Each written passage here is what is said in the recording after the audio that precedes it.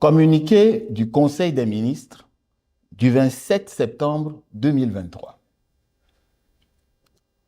Le Conseil des ministres s'est réuni ce mercredi 27 septembre 2023 sous la présidence de son Excellence, M. Faure Ezozomna Gnassingbé, président de la République. Le Conseil a examiné un projet de loi, 2 projets de décret et écouté 3 communications. Au titre du projet de loi, le Conseil a examiné et adopté le projet de loi portant Code de procédure administrative. Le Code de procédure administrative est un gage du respect des droits des citoyens dans leur rapport avec l'administration. Il constitue un outil indispensable pour le contrôle de légalité des actes administratifs des administrations nationales et des collectivités territoriales. Il vient renforcer la nouvelle organisation judiciaire de 2019 qui a institué des chambres administratives dans les juridictions à tous les niveaux pour rapprocher la justice administrative des populations. L'adoption de ce texte s'inscrit dans la dynamique du programme de modernisation de la justice engagé par le chef de l'État et concourt à la célérité et à l'efficacité du système judiciaire conformément aux objectifs de l'axe 1 et de l'axe 3 de la feuille de route gouvernementale 2020-2025. Au titre des projets de décret, le Conseil a examiné et adopté un premier décret portant fonctionnement des centres de gestion agréés. Tirant les enseignements de l'expérimentation d'un centre de gestion agréé depuis 2014 et en application de la directive numéro 02/2020/CM/UMOA du 26 juin 2020, le Togo a adopté une nouvelle loi relative aux centres de gestion agréés afin d'apporter plus de flexibilité à leur création et à leur utilisation par les très petites et moyennes entreprises. Les centres de gestion agréés sont des structures qui ont pour mission de soutenir et d'accompagner les très petites et moyennes entreprises dans les domaines de la gestion et de la comptabilité. Ce projet de décret prend en compte les innovations de la nouvelle loi permettant aux centres de gestion agréés d'exercer également sous la forme de sociétés de capitaux, en plus de la forme d'association antérieurement prévue. De plus, les centres de gestion agréés pourront assister leurs adhérents ou clients, non seulement dans les domaines de la gestion et de la comptabilité, mais aussi en matière de fiscalité et du droit social. Le texte prévoit, pour les entreprises appuyées par les centres de gestion agréés, des facilités fiscales, l'établissement d'une marge de préférence dans les procédures d'attribution des marchés publics, ainsi que la création d'une structure au sein de l'administration fiscale chargée du suivi des activités des centres de gestion agréés. L'adoption de ce décret s'inscrit dans le cadre de développement des activités économiques des très petites et moyennes entreprises et de l'accompagnement à la formalisation des entreprises du secteur informel dans notre pays. Le Conseil des ministres a ensuite examiné et adopté un second projet de décret portant création de l'université de Dacha dans la préfecture de Logou, dans la région des Plateaux.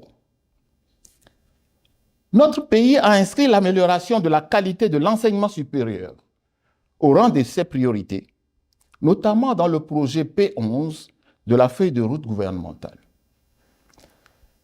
Afin de renforcer la qualité de l'enseignement supérieur et d'offrir des parcours de formation à dominante professionnelle, technologique et scientifique, le chef de l'État a décidé de créer l'université de Dacha dans la région des Plateaux.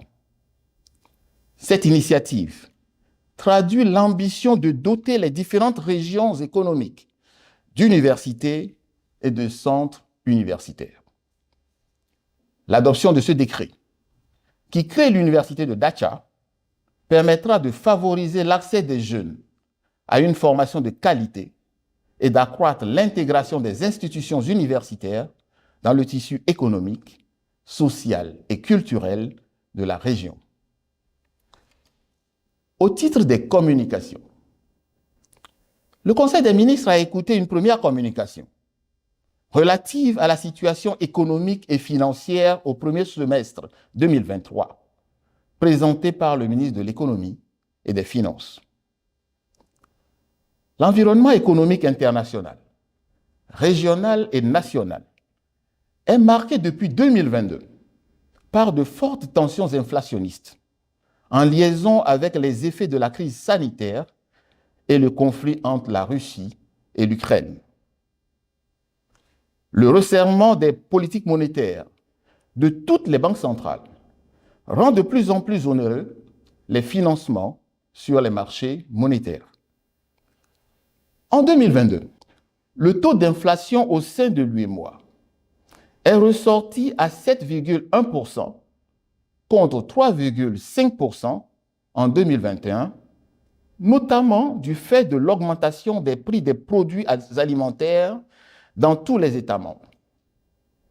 Il est attendu à fin 2023 une baisse des tensions inflationnistes suite à la hausse de la production de la campagne agricole 2022-2023 et aux mesures ciblées prises par les États pour lutter contre la vie chère.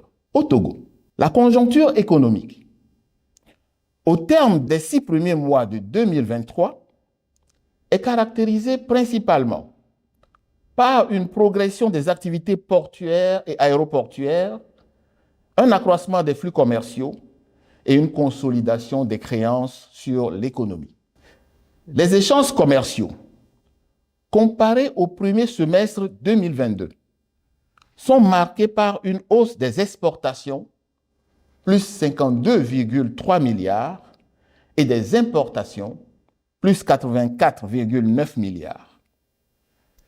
Le taux d'inflation a baissé, passant de 7,8% à fin juin 2022 à 6,3% à fin juin 2023. Cette décélération s'explique par les mesures prises par le gouvernement pour lutter contre la vie chère. En perspective, la croissance de l'économie togolaise est projetée à 6,4% en 2023 contre 6,6% initialement, soutenue par la mise en œuvre des projets de la feuille de route gouvernementale. Le déficit budgétaire devrait ressortir à 6,6% en 2023, contre 8,3% en 2022. Et la consolidation budgétaire à 3% est prévue en 2025 au lieu de 2026, selon la programmation initiale. Toutefois, la réalisation de ces objectifs comporte quelques défis liés au resserrement des conditions de financement. Face à ce contexte économique marqué par des incertitudes et le durcissement des conditions financières, le chef de l'État a instruit le gouvernement de procéder à une gestion prudente des ressources budgétaires. Cette orientation du chef de l'État se reflète dans le projet de loi de finances rectificative, exercice 2023, qui renforce les moyens de lutte contre le terrorisme et poursuit la mise en œuvre des politiques de développement en lien avec les priorités de la feuille de route gouvernementale 2020-2025. Le Conseil des ministres a écouté une deuxième communication relative à la rentrée scolaire 2023-2024, présentée par le ministre des Enseignements primaires, secondaires et techniques.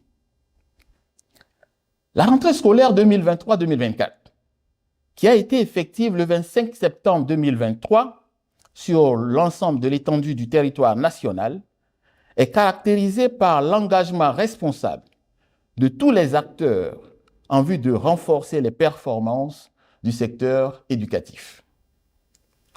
En vue d'assurer une année scolaire réussie, les mesures prises par le gouvernement visent à faciliter l'accès à l'éducation pour tous et à améliorer la qualité de l'enseignement en mettant l'accent sur la poursuite de la gratuité des frais de scolarité, le recrutement continu et la formation du personnel enseignant et d'encadrement, la dotation en équipements et matériel didactique et logistique, l'accroissement graduel des capacités d'accueil par la construction de nouvelles salles de classe, le déploiement des périmètres pédagogiques, ainsi que l'introduction en phase expérimentale de l'enseignement de l'anglais aux cours primaires. Le Conseil des ministres encourage l'ensemble des acteurs du secteur éducatif à poursuivre leurs efforts pour une année scolaire paisible et studieuse, marquée par le civisme, la responsabilité et la culture de l'excellence. Le Conseil des ministres a écouté une troisième communication relative à la protection du droit d'auteur, des droits voisins et des expressions du folklore, présentée par le ministre de la Culture et du Tourisme. Le renforcement de la protection des titulaires de droits et la facilitation de la circulation des œuvres et objets protégés deviennent nécessaires eu égard à l'émergence de nouvelles normes internationales et à l'avènement du numérique. Il y a donc lieu d'actualiser la réglementation nationale y afférente et de renforcer le Bureau togolais des droits d'auteur, BUTODRA. Un avant-projet de loi portant protection du droit d'auteur, des droits voisins et des expressions du folklore a été élaboré et sera soumis à l'examen du Conseil des ministres. Au titre des divers, le ministre du Commerce, de l'Artisanat et de la Consommation locale a rendu compte au Conseil des ministres de la gestion de la tension sur la chaîne de distribution des produits pétroliers dans les stations-service durant les week-ends du 17 septembre 2023. Cette situation, qui était essentiellement due au retard dans la livraison des produits pétroliers, a été aggravée par une grève sans préavis des conducteurs de camions-citernes. Elle est revenue à la normale depuis le 19 septembre 2023 grâce à l'action concertée du gouvernement et des parties impliquées. Le gouvernement invite les acteurs à privilégier le dialogue et la concertation dans la résolution des désaccords afin de préserver l'intérêt national. Fait à Lomé, le 27 septembre 2023, le Conseil des ministres.